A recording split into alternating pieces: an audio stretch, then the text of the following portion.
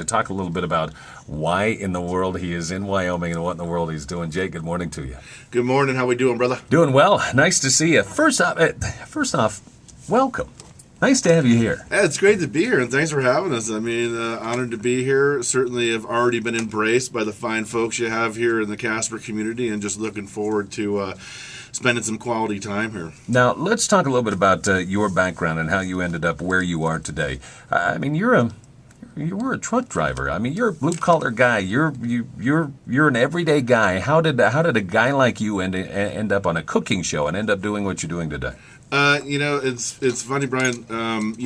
Becoming a chef was sort of the other thing that I wanted to do in my life, and my pops is a trucker. I was in heavy construction for years. It was something that came natural and easy to me. Had a lot of fun with it, and cooking though was something that has always been there. I've kind of been making something for somebody since I was like 5 years old, literally, and had a great upbringing in New England, in the hills of New England, and a lot of hunting, a lot of fishing, sort of hunter-gatherers, sort of locavores before it had a name or was a movement.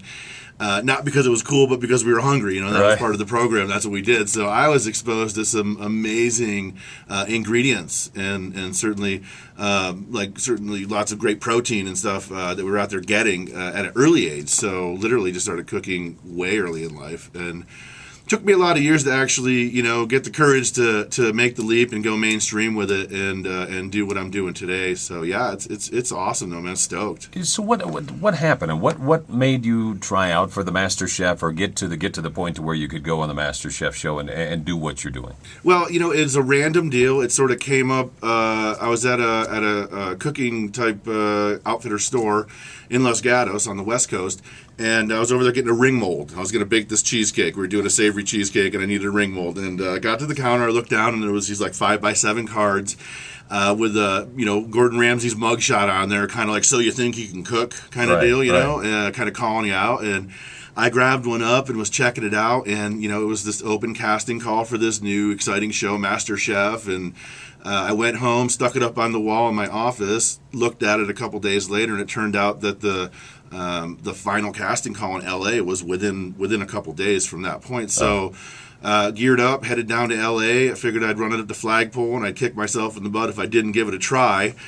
Jumped in line with 600 other blokes and waited my turn. And when we finally got in to actually throw down and make it happen, just kind of rocked it. And they loved me, and it felt really good, and the energy was high, and they invited me back for a one-on-one with the producers a couple days later, and the rest is history, man. Well, here's a big guy, a couple of earrings in, the big beard, you got tattoos, the whole works. Sure. I mean, you don't fit the normal-looking mold for a chef, right? I don't know about that, man. I mean, what is normal? The only box is the one we put ourselves in life, right? So, I mean, never judge a book by its cover, and Gordon, was really big on that, because those guys came at it sort of the same way. They're like, who is this guy? Heavy-handed, big sausage fingers, I think it was. They'd poke at me and make fun of me, of course, having fun with it. But then when it was go time in the kitchen, and it was on, we got all fired up, and then I started throwing down and doing my thing, and they realized that, well, maybe the kids actually got some stuff, Yeah.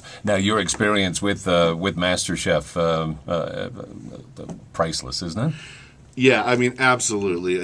I would not do anything differently. Super stoked on the whole process. I would get on a jet and fly anywhere in the world to do it again right now at this moment. Yeah. Yeah. And were you disappointed? I mean, obviously disappointed in the outcome. You don't win the whole thing, but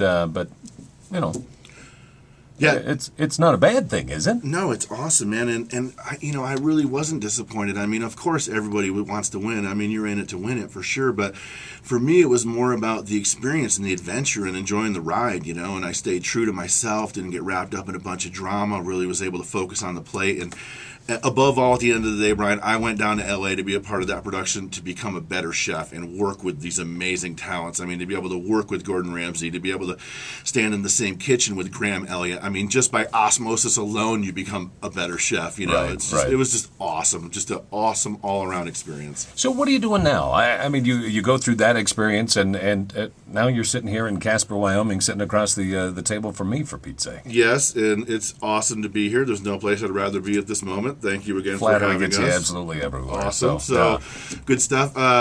I've done a ton of stuff since doing Master. Had launched an amazingly successful offsite catering business. Did a lot of personal chefing in and around the California Central Coast community and abroad. I mean, I had people flying me all over the country to do gigs for them, which was pretty amazing and pretty special. So gained a lot more cooking experience kind of on the fly. Did some restaurant stuff.